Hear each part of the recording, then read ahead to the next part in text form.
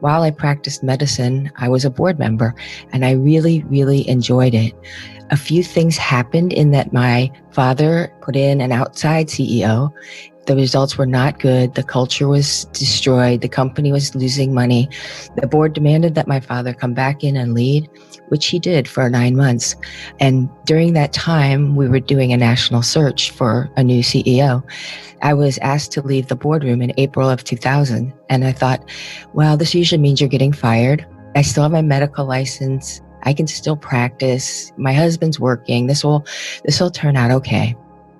I was invited back into the boardroom, and the director at the time said, "Congratulations, you're the new president of Midmark Corporation." I was stunned. I honestly didn't have the presence of mind to say no. I did say, as a shareholder, this is very financially irresponsible. A doctor with no experience running a company that's losing money. When you read a leader's bio, what do you usually get? Their impressive credentials? Yes. Their deep expertise? Of course. And definitely a long list of accomplishments accompanied by a lot of superlatives, such as, he has one of the greatest investment acumens of his generation. Or maybe something like, she is strategic and bold and relentless in taking her company from a meager startup to an IPO sensation. These descriptions are all logical to include in a leader's bio, and yet these credentials and accomplishments added together do not give us a story yet. A great leadership story isn't only about, she's successful because. A great leadership story is also about, she's successful despite. Hi, my name is Esther Choi, the executive producer and your host of John L. Ward Center for Family Enterprises' own podcast series, Family in Business, a podcast that features stories of leaders, their families, and the family enterprises they transformed. In this episode, you'll meet a fourth-generation former CEO and current chair of the board of a 105-year-old family enterprise. When Anne started out, she did not have any educational or professional training to prepare her to sit at the helm. In fact, her CEO father didn't groom her as a successor in the first place, and he never seemed to be happy with any of her accomplishments, no matter how accomplished she was. Despite all of these obstacles and more, Anne succeeded as a leader in the transformation of her family enterprise. By the way, who's Anne? My name is Anne Eiting Klamar, MD, Chair of the Board of Directors for Midmark Corporation. Midmark is a medical device company headquartered in Dayton, Ohio. When you read Anne's board bio, you will be impressed by what she has accomplished. In the 15 years when she served as president and CEO, she reduced product lead times from 12 weeks to 3 days, and she increased on-time product shipments from 65% to 98.5%. She expanded Midmark's presence in the medical market and dental market while entering the animal health market, now a $100 million division. And she also acquired 9 companies and integrated 2 digital acquisitions. Now, as if that's not enough, as chair of Midmark, Anne led the company through a C Corp to S Corp conversion while concomitantly executed a $94 million share buyback, reducing the number of shareholders from 144 to 66 and establishing an Eiting family majority position for the company. I feel exhausted and even a bit intimidated by just reading all her accomplishments. But restricting ourselves to just knowing these accomplishments is almost like robbing ourselves from having the true treasure of Anne's story, the crux of which lies in the obstacles she overcame. And there were quite a few. Number 1, how did she lead the company with no business background whatsoever? I had a great board, and they really, really, really gave me a lot of mentoring. And then I went to school and went to school and went to school. and learned on the job at School of Hard Knocks. I did a 3-year program at Harvard Business School. It was called the OPM, Owners and Presidents Management. Not an MBA, but a 3-week program a year, every year for 3 years. They worked us really, really hard. But that was also a pivotal moment for me walking across that stage at graduation when I realized how far I had come. I by far was not the smartest person in that class, but I could work harder than most. And that gave me great confidence in looking toward the future. I now have the Kellogg Executive Scholar experience. Good for her. She might have started out with a deficit in business education, but boy, does she more than make up for it. Still, education is one thing, reality is another. This brings us to obstacle number 2. What was it like for her to transition from working as a physician to the president and then CEO of a large business enterprise? This was one of the more challenging moments of my career. In 2014, we had a board meeting in June, and my chief operating officer assured the board and me that our quality and regulatory are just fine. We're good with the FDA. Everything's great. Fast forward a month, we get an FDA inspection with 11 write-ups, and the FDA went back and said, "You've had write-ups before that you never closed." That was unnerving. However, we involved a couple consultants to come in and say, what do we need to do? What's wrong? And one of the consultants said, "I need to tell you, the FDA could build a case to shut you down. They'll lock your doors. Your teammates will have nothing, and they will not reopen until you're regulatory compliant, and they're going to run you basically during that period of time." And I was literally sick to my stomach, realizing that on my watch, I could have lost hundreds of millions of dollars of shareholder value because of an oversight that I was unaware of. It was a very humbling moment, but also very motivating because we knew we had a lot of work to do and we needed to do it fast. It's taken years on our quality and regulatory journey, but because we make medical devices like sterilizers, like digital diagnostics, like digital imaging, we have to be fully FDA compliant, and now we are. As devastating as it could be to be shut down by the FDA, there was one bigger obstacle lurking in the background. This one was even harder to overcome.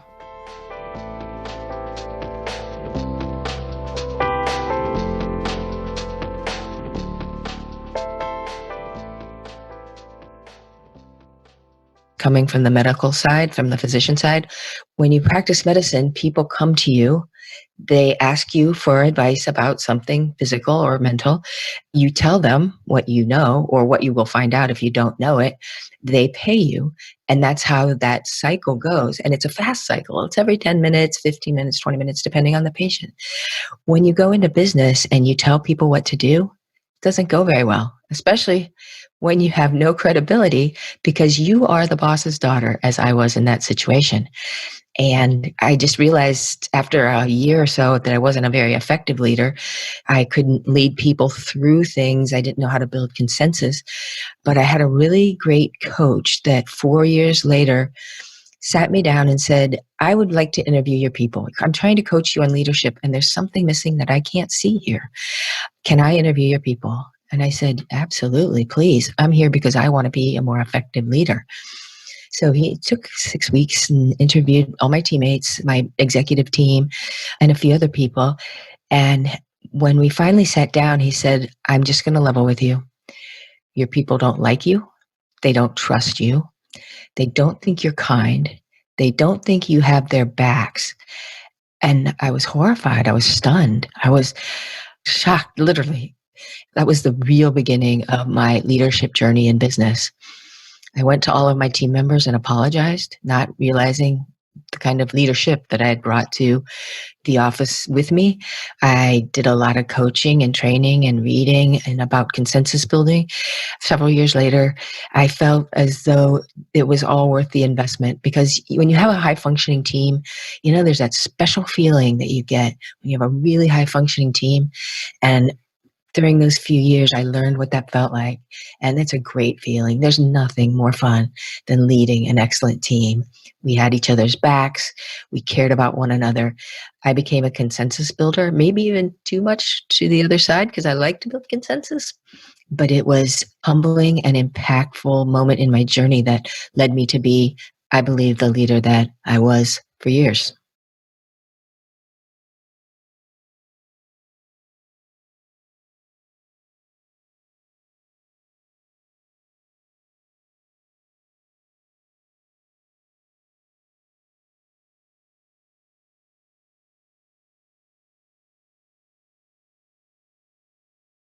A lot of my leadership journey at Minmark boils down to a very personal issue with my father.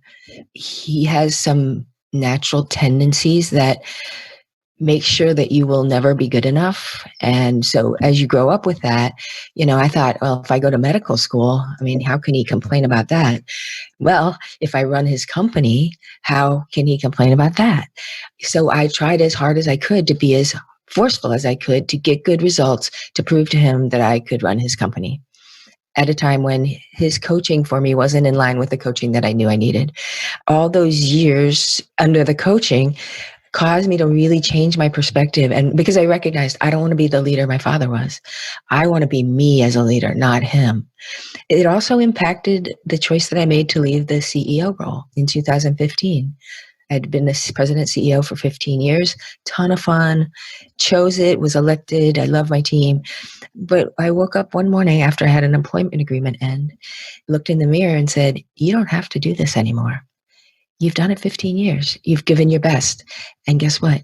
Your father still doesn't approve of you. Growing up, Anne's father didn't groom her as his successor. Decades later, during a time when the family came to a forked road where the prospect of selling the company became a possibility, Anne and her husband had a decision to make. My dad in 1998, after the failed succession, thought that perhaps he would want to sell the company. And Rob and I, my husband and I, went out to dinner with him, and he said, my back's against the wall. I don't want to come back and work full time and travel. I've retired. Probably the best option is to sell the company. That was a very hard statement for him to make. Rob and I took a deep breath. We recognized that if we sold the company, we would financially be well-to-do enough, and we had more than enough. Why would we want more money? But most importantly was to raise our two boys with the concept of legacy, that it's not just your time on the planet, and it's not just making a ton of money. It's about the community that we would lose if we sold the company. It was about raising boys that would be financially well off and maybe not understanding scarcity or hard work. We didn't want the company to be sold. That would put teammates out of work. And we live in the community, 2,500 people. We're a part of the community. I see teammates at work. I see them in church. I see them at the grocery store. And to look those people in the eye, it was against my value set. And Rob's too, fortunately.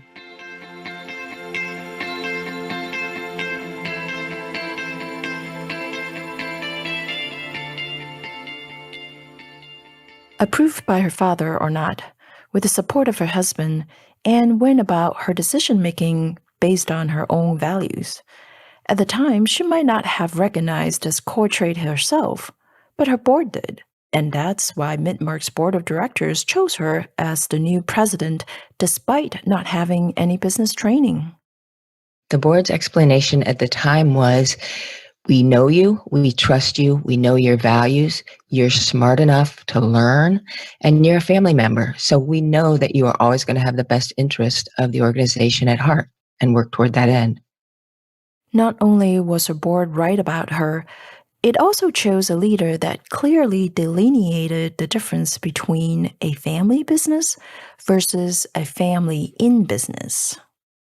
Family business reminds me of an obligation, like the son has to take over for the father, and it feels like there's maybe a difficult set of choices or maybe not. It also feels like family members might be disempowered by the situation if they don't feel that they have a choice, whether they have the aptitude to be a leader or families in business. For me, the family exists to serve the business. We are a part of the company. My two siblings are still employed there. I chair the board of directors. So we are in the business, but more importantly, when we think about the next generation of teammates or of shareholders or of family, it's our responsibility to do the best we can to build family governance, family values, storytelling for the next generation, because it's not for us. It's building this incredible gift. We're stewards of an incredible gift, and we need to be responsible for it and take good care of it so that it can be passed to the next generation. That's the key difference that really hit me hard as I was thinking the question through. I know a lot of family businesses that I would characterize as non-sustainable because it's the other governance, family governance work and family work and ability to want to put the good of the company first and foremost, which my siblings and I will tell you that's most important. And that's a family in business. We recently had my generation and spouses and our next generation, the oldest of which is 32, the youngest of which is 16. There are 6 of them. And we were on a Zoom together on a Sunday, just right after this COVID thing came out, because we needed to kind of hear how all of them were being impacted as well. And when I brought up the topic of we don't know what this is going to do to the dividends, I mean, we have to pay shareholder taxes, enough for shareholders to pay taxes, but we had also in addition paid a reasonable, but enough that it would make you sit up a little bit, extra dividend. And it was the next generation, the oldest 4, that said, let's give up the dividend right now. We have jobs. We don't need the money. That's our rainy day money. We love it. But if it's going to be the thing that helps save the company and change it to the future, that's what we think is the right thing to do. I was humbled in a really positive way. Even my siblings weren't jumping in on that because of different lifestyles, but the next gens were. I was just very, very proud of them. So that felt to me like a family in business moment where we exist to serve the company. Thank you for tuning into Family in Business, a podcast sponsored by the John L. Ward Center for Family Enterprises. Thank you again, Dr. N. Eiting Klamar, Chair of the Board of Midmark Corporation.